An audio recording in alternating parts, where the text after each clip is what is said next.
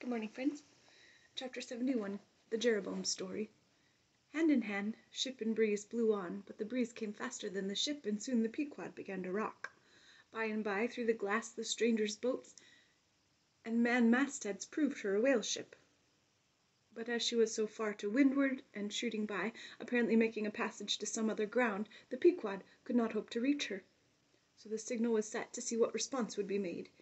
Here be it said that like the vessels of military marines, the ships of the American whale fleet have each a private signal, all which signals being collected in a book with the names of the respective vessels attached, every captain is provided with.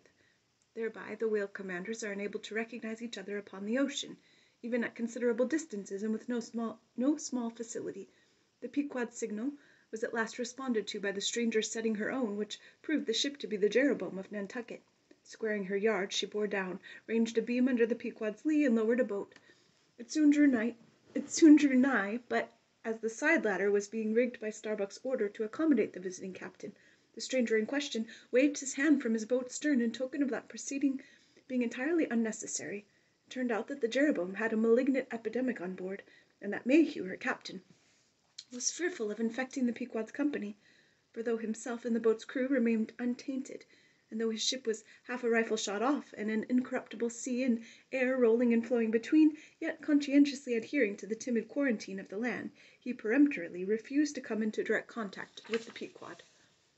But this did by no means prevent all communications, preserving an interval of some few yards between itself and the ship.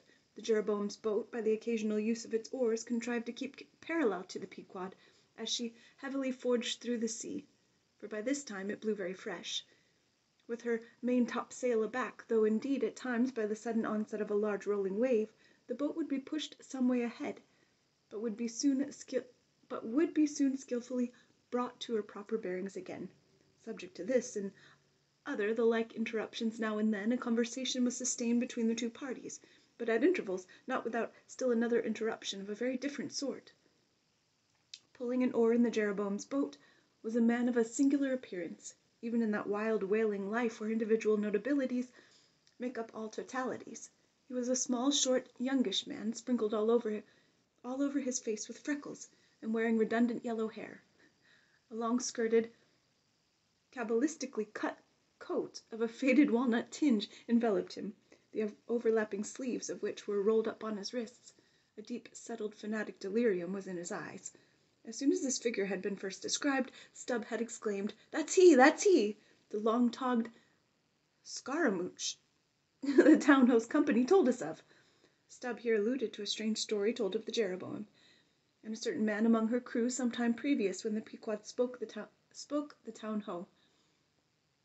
According to this account, and what was subsequently learned, it seemed that the scaramouch in question had gained a wonderful ascendancy over almost everybody in the Jeroboam. His story was this. He had been originally nurtured among the crazy society of Nescayuna Shakers, where he had been a great prophet in their cracked secret meetings, having several times descended from heaven by the way of a trap-door, announcing the speedy opening of the 7th vial, which he carried in his vest pocket, but which, instead of containing gunpowder, was supposed to be charged with laudanum. A strange apostolic whim having seized him, he had left Nescayuna for Nantucket, where, with that cunning peculiar to craziness, he assumed a steady, common-sense exterior, and offered himself as a green-hand candidate for the Jeroboam's whaling voyage. They engaged him, but straightway upon the ship's getting out of sight of land, his insanity broke out in a freshet. He announced himself as the Archangel Gabriel, and commanded the captains to jump overboard. He published his manifesto, whereby he set himself forth as the deliverer of the isles of the sea and vicar general over all Oceanica. The unflinching earnestness with which he declared these things, the dark daring play of his sleepless, excited imagination, and all the preternatural terrors of real delirium, united to invest this Gabriel in the minds of the majority of the ignorant crew with an atmosphere of sacredness. Moreover, they were afraid of him.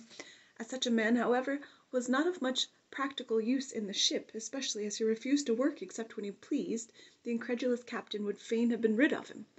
But, apprised that individual's intention was to land him in the first convenient port, the Archangel forthwith opened all his seals and vials, devoting the ship and all hands to unconditional perdition in case this intention was carried out.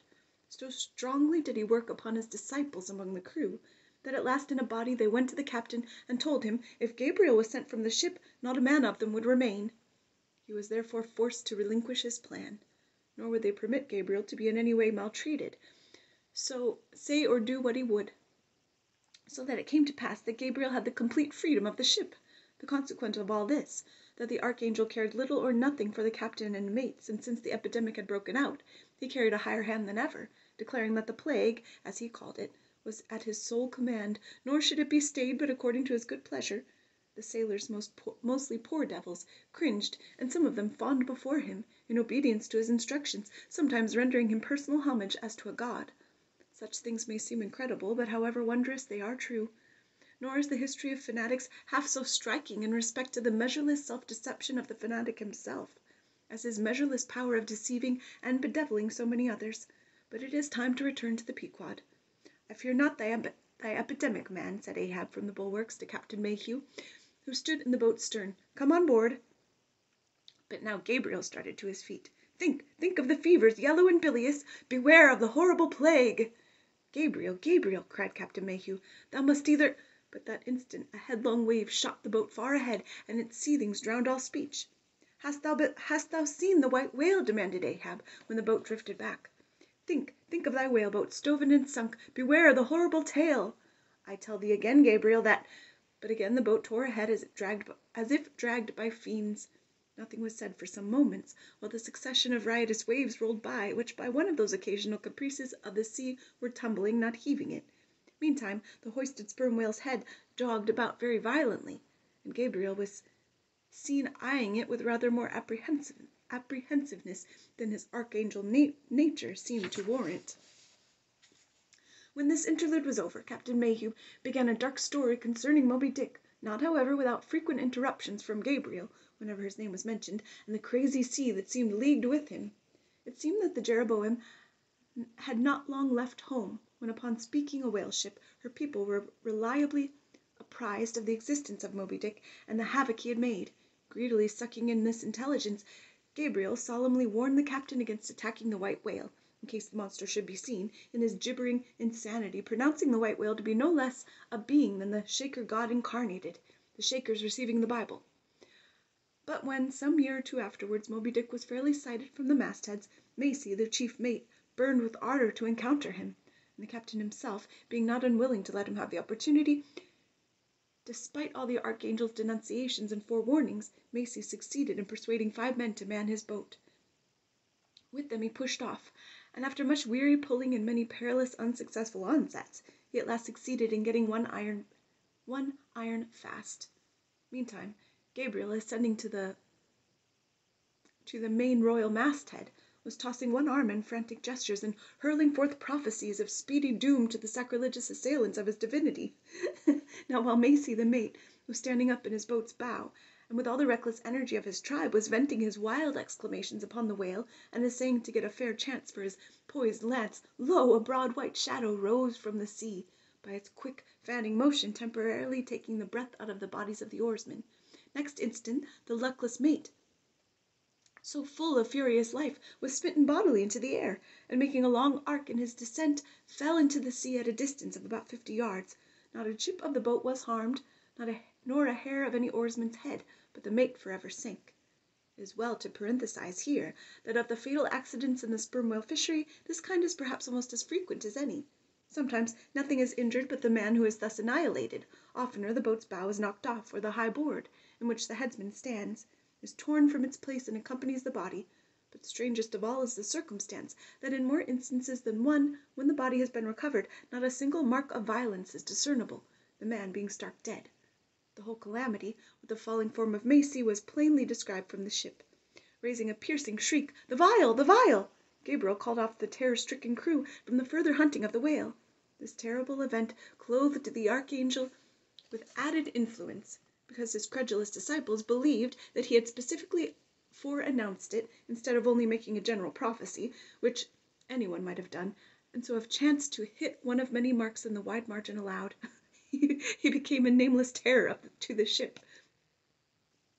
Mayhew having concluded his narration, Ahab put such questions to him that the stranger captain, could not forbear inquiring whether he intended to hunt the white whale, if opportunity should offer, to which Ahab answered, aye. Straightway then Gabriel once more started to his feet, glaring up at the old man, and vehemently exclaimed, with downward pointed finger, think of the blasphemer, dead and down there! Beware of the blasphemer's end! Ahab stolidly turned aside, then said to Mayhew, Captain, I have just bethought me of my letter bag. There is a letter for one of thy officers, if I mistake not. Starbuck, look over the bag. Every whale ship takes out a goodly number of letters for various ships, whose delivery to the persons to whom they may be addressed depends upon the mere chance of encountering them on the four oceans. Thus most letters never reach their mark, and many are only received after attaining an age of 2 or 3 years or more. Soon Starbuck returned with a letter in his hand. It was sorely tumbled, damp, and covered with a dull, spotted green mold in consequence of being kept in a dark locker of the cabin. Of such a letter Death himself might well have been the post-boy. Canst not read it? Cried Ahab. Give it to me, man. Aye, but it's a dim scrawl. What's this? As he was studying it out, Starbuck took a long cutting spade pole, and with his knife slightly split the end, to insert the letter there, and in that way hand it to the boat, without its coming any closer to the ship. Meantime, Ahab, holding the letter, muttered, Mr. Harry, a woman's pinny hand, the man's wife, I'll wager. Aye, Mr. Harry Macy, ship Jeroboam. Why, it's Macy, and he's dead. Poor fellow, and from his wife, sighed Mayhew. But let me have it. Nay, keep it thyself, cried Gabriel to Ahab. Thou art soon going that way. Curses throttle thee, yelled Ahab. Captain Mayhew, stand by now and receive it. And taking the fatal missive from Starbuck's hand, he caught it in the slit of the pole, and reached it over towards the boat. But as he did so, the oarsmen expectantly desisted from rowing, the boat drifted a little towards the ship's stern, so that, as if by magic, the letter suddenly ranged along with Gabriel's eager hand. He clutched it in an instant, seized the boat-knife, and impaling the letter on it, sent it thus loaded back into the ship. It fell at Ahab's feet. Then Gabriel shrieked out to his comrades to give way with their oars, and in that manner the mutinous boat rapidly shot away from the Pequod. As after this interlude the seamen resumed their work upon the jacket of the whale, many strange things were hinted in reference to this wild affair. Have a good day, friends.